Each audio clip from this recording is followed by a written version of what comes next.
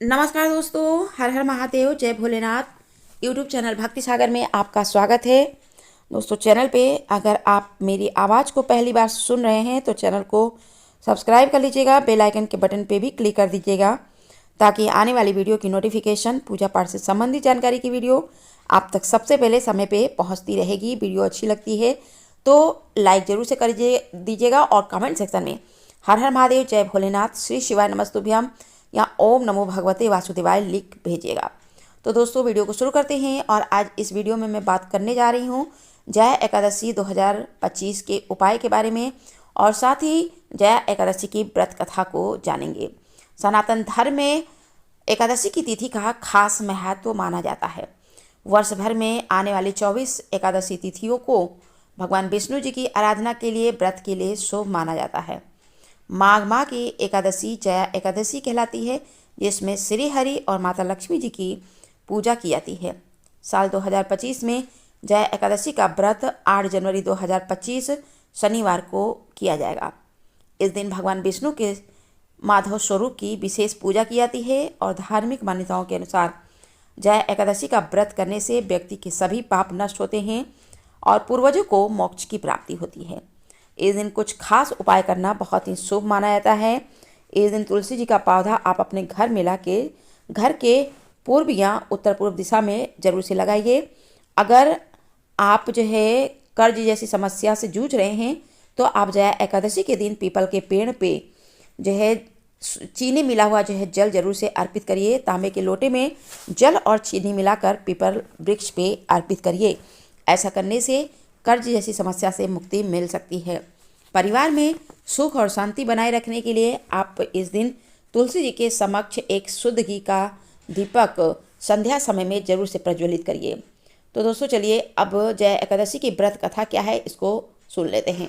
धर्मराज युधिष्ठिर बोले, हे भगवान, आप माघ मास के शुक्ल पक्ष की एकादशी का वर्णन कीजिए।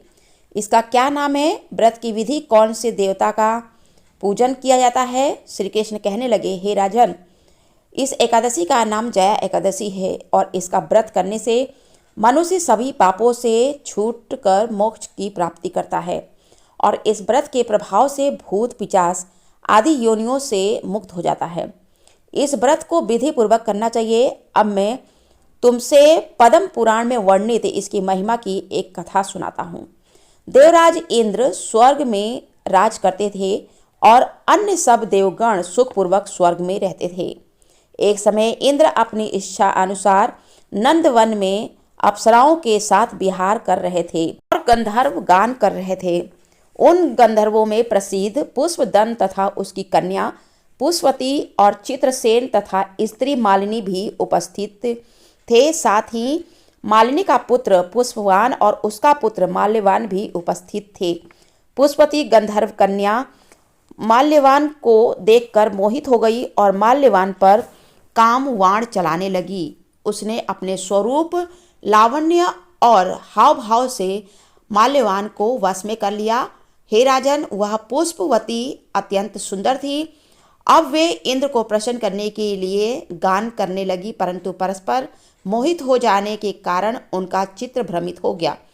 इनको ठीक प्रकार न गाने व स्वर ताल ठीक न होने से इंद्र इनके प्रेम को समझ गया और उन्होंने इसमें अपना अपमान समझा, उनको श्राप दे दिया।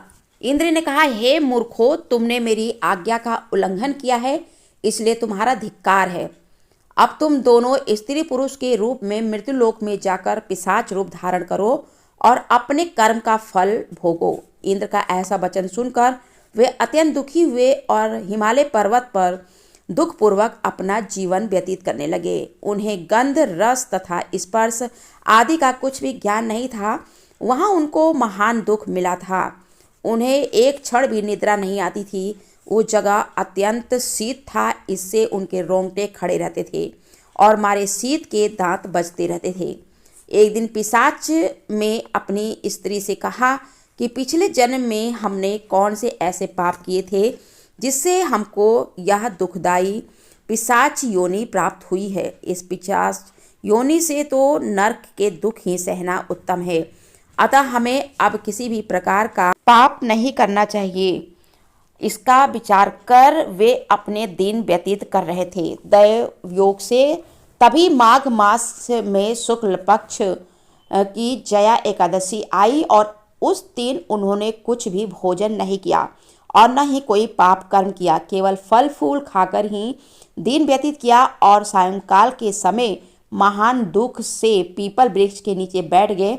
उस समय सूर्य भगवान अस्त हो रहे थे और रात को अत्यंत ठंड थी। इसी कारण वे दोनों शीत के मारे अति दुखित होकर मृतक के समान आपस में चिपटे हुए पड़े थे। उस रात्रि उनको निद्रा नहीं आई। हे राजन, जया एकादशी के उपवास और रात्रि के जागरण से दूसरे दिन प्रभात होते ही उनकी पिशाच योनि छूट गई। अत्यंत सुंदर गंधर्व और अप्सरा का देह धारण कर लिया। सुंदर वस्त्राभूषणों से अलंकृत होकर उन्होंने स्वर्ग लोक को प्रस्थान किया।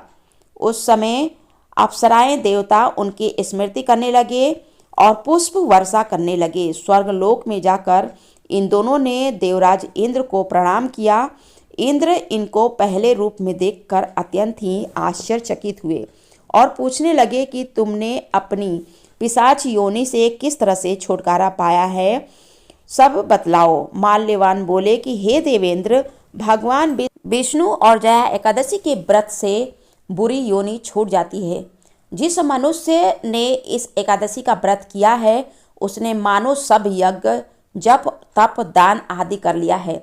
जो मनुष्य जया एकादशी का व्रत करता है वे अवश्य ही 1000 वर्ष तक स्वर्ग में वास करता है। दोस्तों, वीडियो में अभी के लिए इतना ही।